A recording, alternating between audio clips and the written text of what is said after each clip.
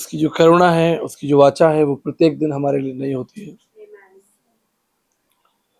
और उस परमेश्वर के पास हमारे लिए जीवन है। साथ ही मैं धन्यवाद करता हूं आप लोगों की विश्वासयोग्यता के लिए,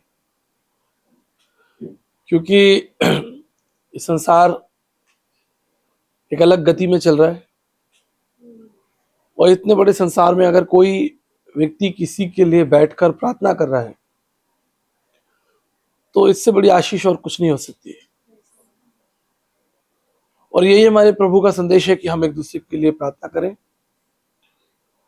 और हम जानते हैं कि ये संसार जो है थक चुका है।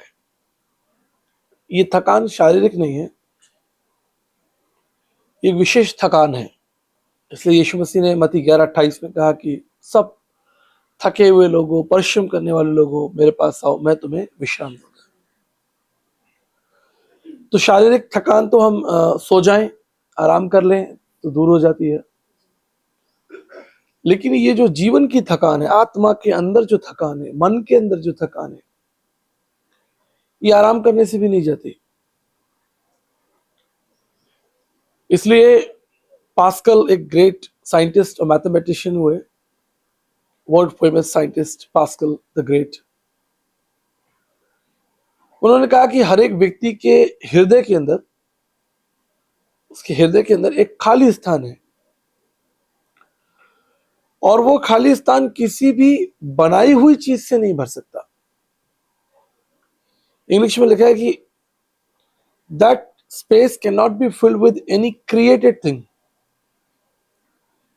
यहां तक कि जिसे स्वयं परमेश्वर ने बनाया हो, जैसे परमेश्वर ने पहाड़ बनाए, नदी बनाई, पेड़ पौधे बनाए। हम देखते हैं कि सोना चांदी हीरा मोती भी जो भी बना है संसार, जो प्रकृति है, वो परमेश्वर ने ही तो बनाई है। इसलिए इस शब्द के पीछे एक रहस्य है कि जिसे स्वयं परमेश्वर ने बनाया है, उससे भी मनुष्य संतुष्ट नहीं हो सकता, चाहे वो प्रभु का ही क्यों ना हो। That space can not be filled with any created thing. आगे लिखते हैं, except his son Jesus Christ.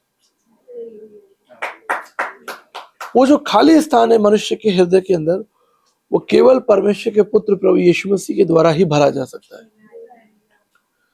और जब तक प्रभु यीशु मसीह हमारे जीवन में ना हो, हमारे जीवन का कोई लक्ष्य नहीं है।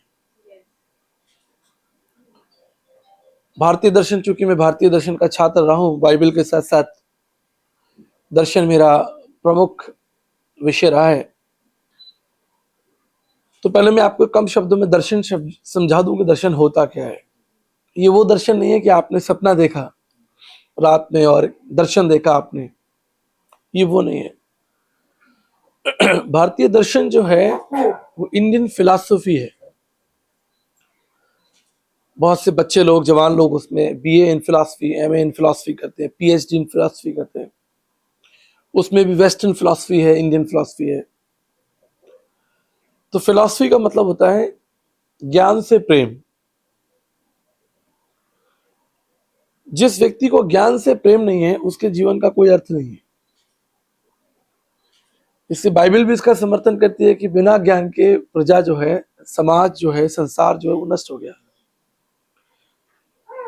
तो भारतीय दर्शन में और पाश्चात्य दर्शन में क्या अंतर रहा, इंडियन फिलॉसफी और वेस्टर्न फिलॉसफी में क्या अंतर रहा,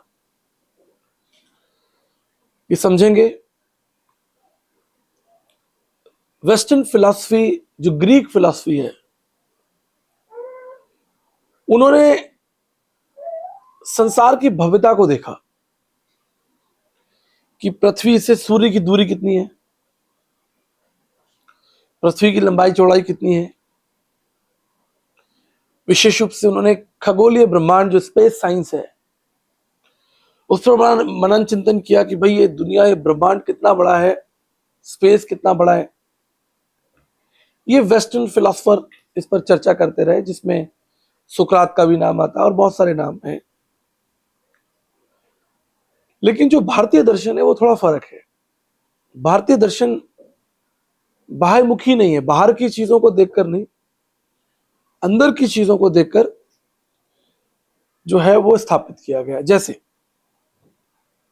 ये मेज है, अब इस मेज को हम देख रहे हैं, हमें क्या दिख रहा है? हमें ये लकड़ी है, दिख रही है, इसका रंग दिखाई दे रहा है। मेरे इस तरफ तो यहाँ पर कुछ दराजे हैं, ड्रॉर्स हैं, उस तरफ प्लेन होगा। इसकी हाइट कितनी है? लगभग 3 फीट, 3.5 फीट। अब आपसे कहा जाए कि इसके बारे में आप सोचिए, तो आप मुझे बताइए कि ये जो मेज है ये क्यों बनाई गई? इसका परम लक्ष्य क्या है? इसको किसने बनाया? इसके उपयोग और क्या क्या हो सकते हैं? भैया हम इस पर पढ़ सकते हैं, हम इस पर ये ग्लास भी रख सकते हैं, खाना भी खा सकते हैं। अगर कोई बहुत जरूरत पड़े तो शायद हम इस पर खड़े होकर कोई बल्ब या लाइट भी ठीक कर सकते हैं, निर्भर करता है। इस पर बहुत सारी चीजों को रख कर दिखाया भी जा सकता है कि भाई ये चीजें हैं हमारे पास। फोटोग्राफ्स लगाते हैं हम यहाँ पर बहुत सारी, सब लोग देखेंगे अच्छा जी। तो इसको किसने बनाया, क्यों बनाया, इसका उपयोग क्या है? यह है दर्शन। किसी भी चीज को देखकर उसके बारे में चिंतन करना, मनन करना, उसके अस्तित्व के बारे में सोचना। इसलिए भारतीय दर्शन को अंतर्मुखी दर्शन कहा गया है। तो भारतीय दर्शन का आरंभ तब हुआ जब भारत के लोगों ने मृत्यु को देखा कि भाई ये इंसान अभी तो जिंदा था, ये मर गया, इसको सांप ने काट लिया, अभी तो ये ठीक था, बीमार हो गया। जीवन की तकलीफों को देखा, निराशाओं को देखा, उन्होंने जीवन के दुख को देखा।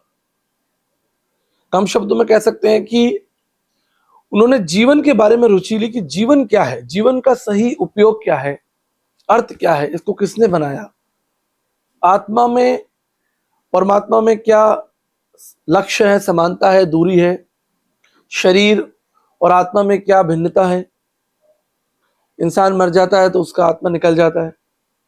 ऐसे विचारों को देखकर भारतीय दर्शन ने बड़े बड़े प्रश्न जो है वो रखे। इसलिए अरस्तु ने कहा कि मनुष्य जो है वो एक विवेकशील प्राणी है। अच्छा, जीव जंतु ऐसा नहीं सोचते। अगर हाथी है, मुझे बताएगा कि भाई आगे घाट में वहां बहुत सारे हाथी रहते हैं। ऊपर जो है वो क्या है, आपके पैंथर है, क्या है, लेपर्ड्स हैं। फिलहाल हमें दिखा तो कुछ नहीं, हम 3-4 दिन से देखते रहे, दिखा तो कुछ नहीं। लेकिन उनके जीवन को अगर आप देखें तो क्या जीवन है उनका? वो जंगलों में घूम रहे हैं, खा रहे हैं, कब जिएंगे कब मर जाएंगे, उनके जीवन का कोई अर्थ नहीं है। इसलिए भारतीय ऋषियों ने कहा कि धर्म, अर्थ, काम और मोक्ष, ये 4 पुरुषास्त्र बताए गए हैं। धर्म, अर्थ, काम और मोक्ष। धर्म का मतलब यही नहीं है कि आप कैसे पूजा पाठ कर रहे हैं, तिलक लगा है, गमछा डला हुआ है, पहाड़ों पर यात्रा कर रहे हैं, जय जयकार हो रही है। धर्म का मतलब है मूल्य, आदर्श, सच बोलें, सिद्धांतों पर चलें, माता पिता का सम्मान करें, समाज में व्यवस्था रखें, चोरी ना करें। धर्म जिससे समाज जुड़ता है। ये बड़ा दुख का विषय है कि आज की तारीख में धर्म को बड़ा सीमित कर दिया गया कि जी कर्मकांड ही जो है वो धर्म है, किसकी जय जयकार हो रही है, किसका मंदिर बन रहा है। वास्तव में जो उपनिषदीय लक्ष्य था, जो उपनिषदीय दर्शन था, वो ये नहीं था। भारतीय ऋषियों का, तत्वदर्शियों का ये लक्ष्य नहीं था। जैसे हमारे मसीह समाज में भी हमारा जो परम लक्ष्य था वो प्रभु के आदर्श और मूल्यों पर चलना था, उसके सिद्धांतों पर चलना था। पर चल कौन रहा है, कितने चल रहे हैं, ये तो बात की बात है। तो मैं इंडोनेशिया में था, तो बड़ी सभा थी। तो मैं जब अपने होटल से बाहर निकला प्रचार करके, बड़ा होटल था, और वहां पास ही एक लड़का सिगरेट पी रहा था, जवान लड़का था, सिगरेट पी रहा था। तो मेरे मन में बड़ी जिज्ञासा हुई। मैंने कहा अगर ये, काश ये अंदर होता प्रार्थना भवन, जो जहां प्रार्थना हो रही थी, तो ये मेरे संदेश को सुनता। मैं इतनी दूर से भारत से इंडोनेशिया आया हूं सुसमाचार प्रचार करने के लिए, हजारों लोग बैठे हैं, तो ये मेरा संदेश सुनता तो इसके जीवन में बदलाव आता, ये प्रभु को जानता, शायद ये नशा नहीं करता। तो मैं उसके बारे में कल्पना कर रहा था, सोच रहा था, जैसा मैंने अभी आपको उदाहरण दिया। वो पास में बैठा खड़ा हुआ था, सिगरेट पी रहा, मैं साइड में था, उसके बारे में सोच ही रहा था कि काश ये प्रभु का वचन सुनता, काश ये बाइबल पढ़ता, काश ऐसा होता। इतने वो मेरे पास में आया और कहा कि पास्टर जी आपने बहुत अच्छा प्रचार किया। तो हमारे पैरों के नीचे से तो जमीन निकल गई। हमने कहा अगर हमने अच्छा प्रचार किया होता तो बात कुछ और होती।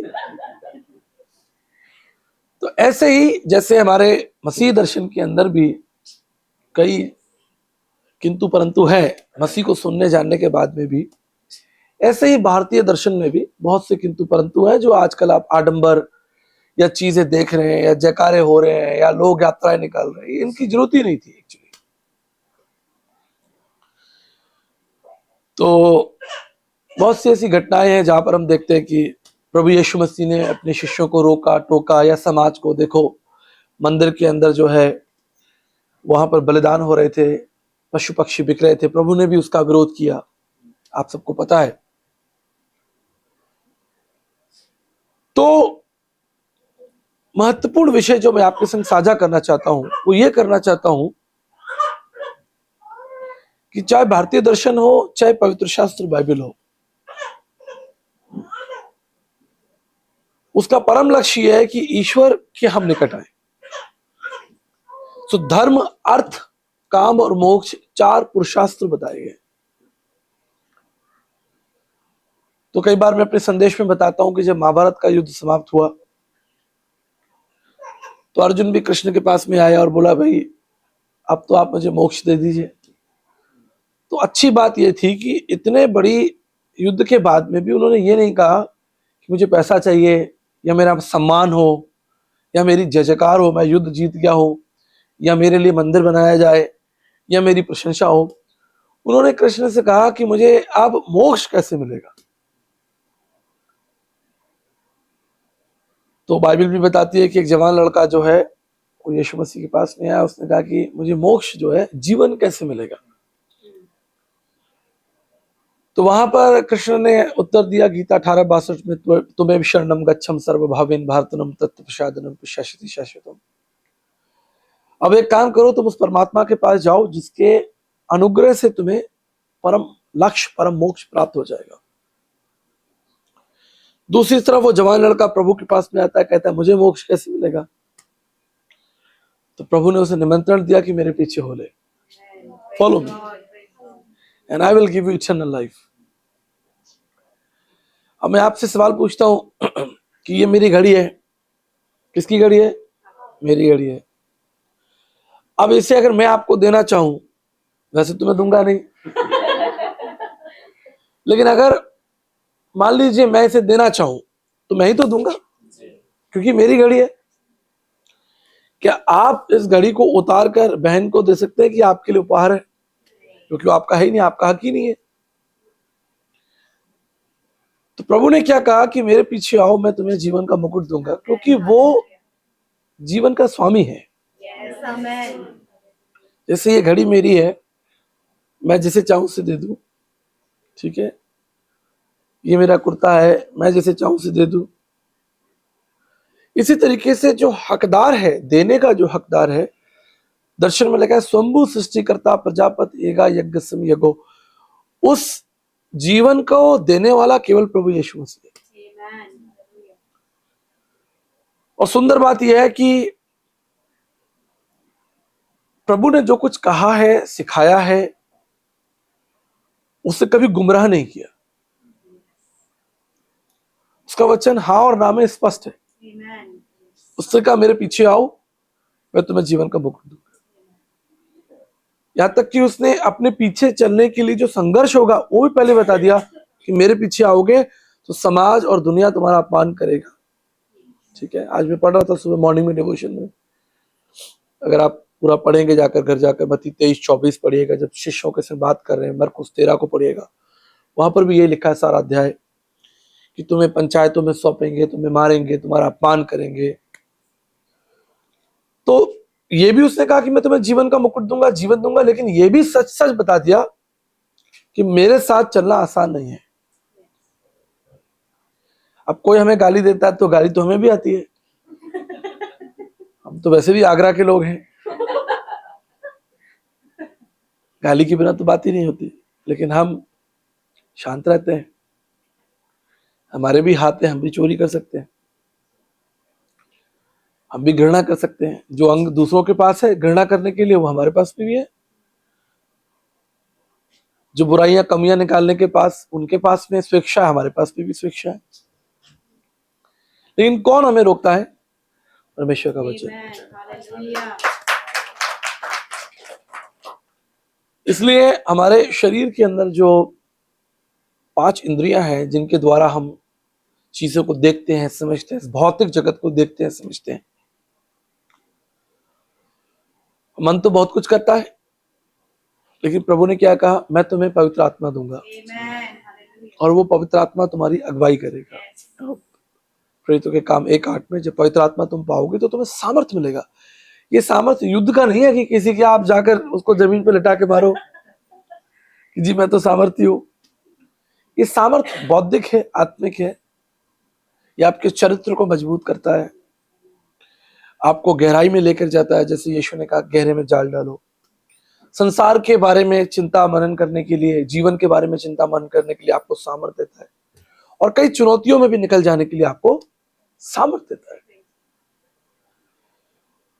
तो मैं आपको यही समझाना चाहता हूं कि जैसा पहला यूहन्ना 5:12 में लिखा है कि जिसके पास पुत्र है उसके पास जीवन है, जिसके पास पुत्र नहीं है उसके पास जीवन नहीं है। तो अब चूंकि आप योद्धा हैं, आप लोग साधारण लोग तो हैं नहीं, क्योंकि पौलुस भी ये कहता है कि मैं तुम्हें अब अन्न तुम खाओ, दूध पीने से तो क्या फायदा।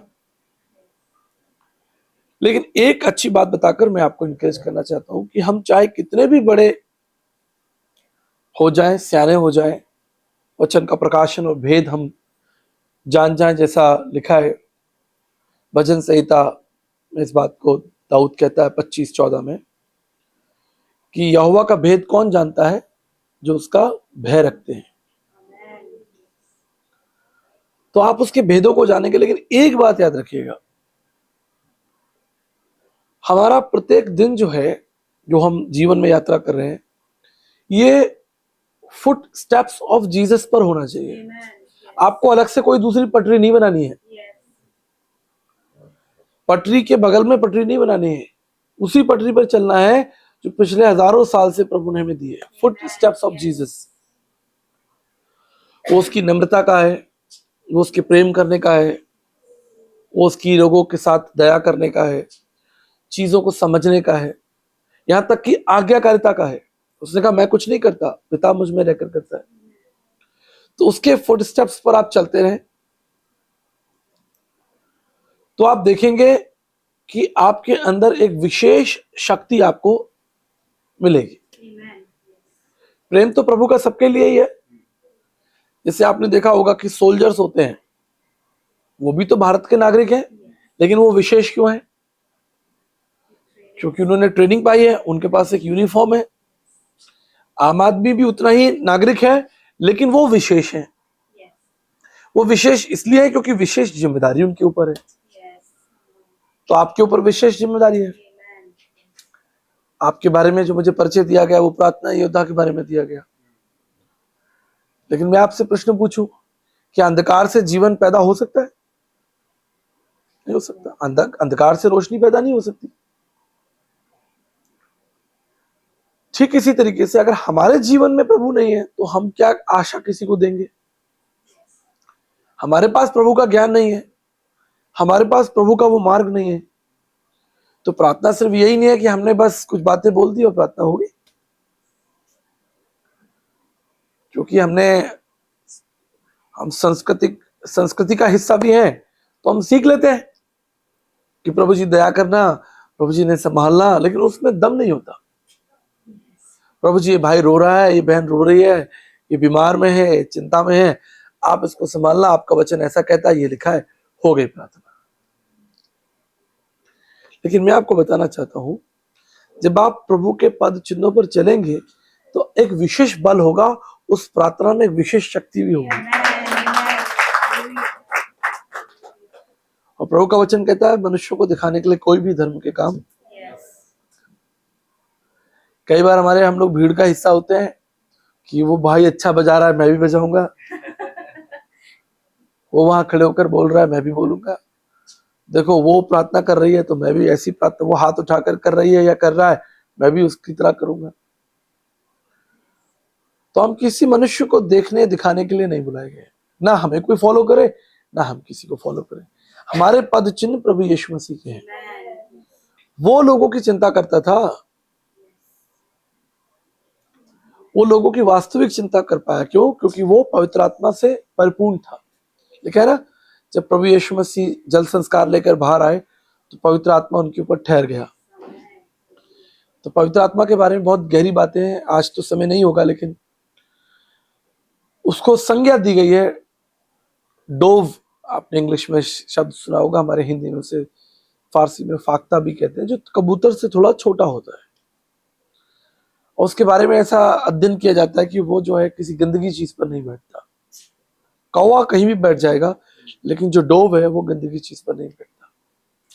तो परमेश्वर अपने आत्मा को आपको देकर वापस लेने की प्रतिज्ञा नहीं करता, वो तो दे देना चाहता है। उसने अपने वचन के अनुसार दे भी दिया, लेकिन उसकी सामर्थ आपके जीवन में बनी रहे, उसके लिए जरूरी है कि आप उसके पद चिन्हों पर चलते रहे। नहीं तो यहूदा इस्करियोती भी यीशु मसीह का शिष्य था। 3.5 साल he lived with the best preacher, he walked with the best pastor। दुनिया के सबसे बड़े पास्टर के साथ वो चल लिया, दुनिया के सबसे बड़े प्रचारक के साथ वो खाना खा लिया, अंत में उसे क्या मिला? मृत्यु। इसलिए अपने आप को प्रत्येक दिन, जैसे पौलुस कहता है, मैं अपने आप को मारता कूटता हूं अपने आप को। तो अब ये मत कीजिएगा कि अपने आप को घायल कर ले आप। मारता कूटता मतलब अपने आप को जांचता परखता, उन चीजों को, जैसे प्रूनिंग इंग्लिश में वर्ड आया, प्रूनिंग, जब पत्ते कुछ सफेद और पीले हो जाते हैं तो उसको काट देता है माली। उन चीजों को हटाते रहिए, तब आपके अंदर से एक शक्ति निकलेगी, ऊर्जा निकलेगी। दिया जलाकर कोई नीचे नहीं रखता, ऊपर रखता है। पर अगर दिए का जो ऊपर रखा है तेल खत्म हो गया, फिर क्या होगा? आपने आधी बात तो सुन ली कि दिया जला के नीचे नहीं रखना, ऊपर रखना। आपने ऊपर रख दिया, चलो भाई ठीक है, पर उसको ऊपर रखने के बाद में उसमें निरंतर तेल तो डालना पड़ेगा, झांक झांक के देखना पड़ेगा कि तेल तो खत्म नहीं हो गया।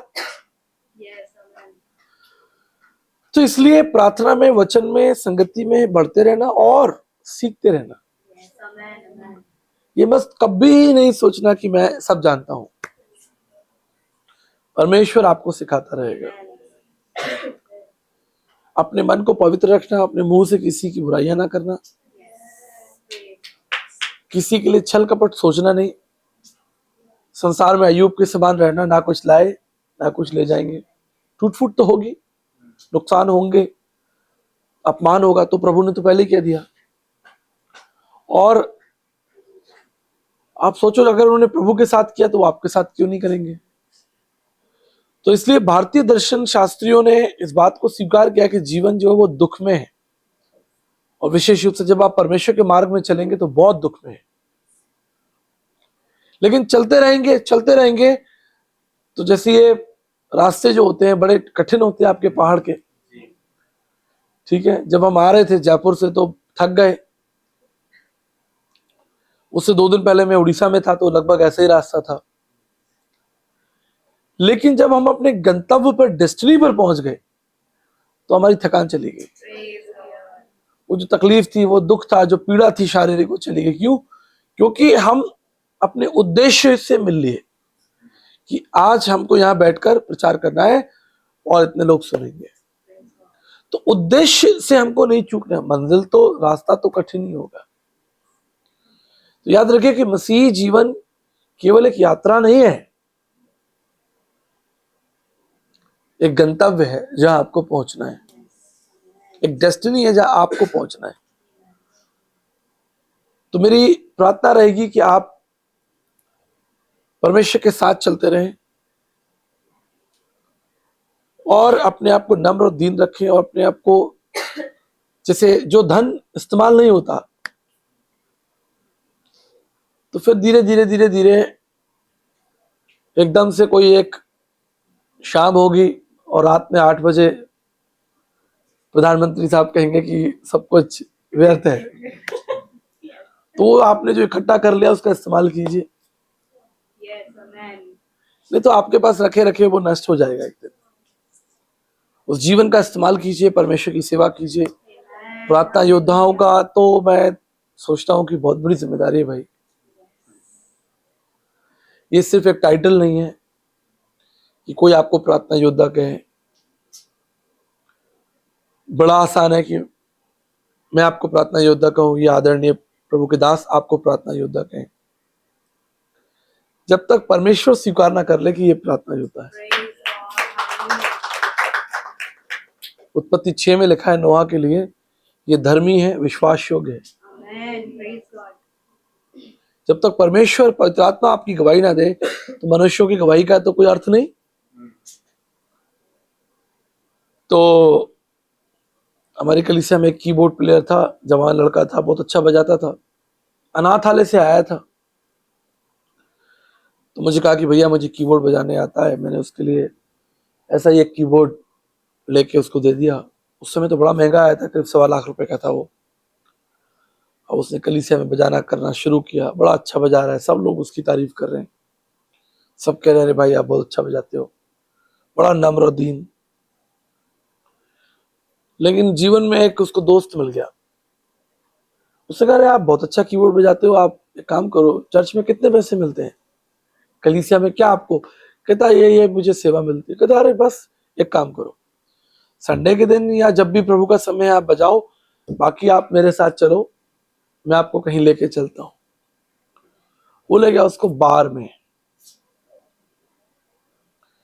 और पहले ही दिन उसके हाथ में जो है वो अच्छा खासा धन दे दिया, पहले दिन।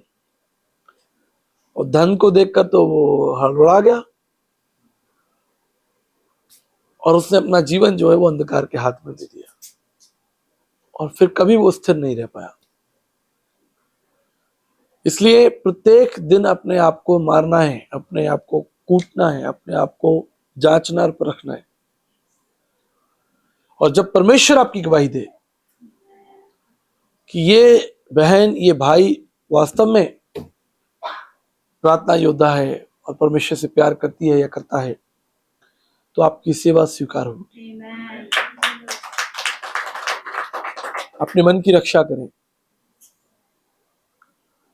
जैसे सूरजमुखी का फूल सूरज को देखता रहता है, उससे ऊर्जा और शक्ति को प्राप्त करता है, ऐसे ही परमेश्वर को ताकते रहें, उसके वचन को पढ़ते रहें। अंतिम बात बताकर प्रार्थना करूंगा। कई बार हम लोग प्रभु के सेवक लोग हैं तो हमको बड़ा लगता है कि जी हमको तो बहुत वचन आता है, हमको तो सारी व्यवस्था रटी हुई है, तो लगता है कि भाई हम तो बहुत कुछ जानते हैं। तो एक दिन मैंने एक निर्णय लिया, तो निर्णय में आपके साथ साझा कर रहा हूं। आप ऐसा निर्णय कभी ना लें। मैंने सोचा कि मैं एक काम करता हूं, मैं 1 महीने बाइबल नहीं पढ़ूंगा। आती है बाइबल ना, मुझे पता है कहाँ क्या लिखा हुआ है, इफिशियंस 2:9 में क्या लिखा है, भजन संहिता 23 में क्या लिखा हुआ है ना, हिब्रू 1:1 में क्या लिखा हुआ है, हजारों वचन याद है। लेकिन एक काम करते हैं, अपन वचन नहीं पढ़ते, देखते हैं क्या होता है। तो 2-4 दिन तो चल गया, लेकिन जैसे 8-10 दिन हुए, एक खालीपन, अधूरापन मैंने अनुभव किया।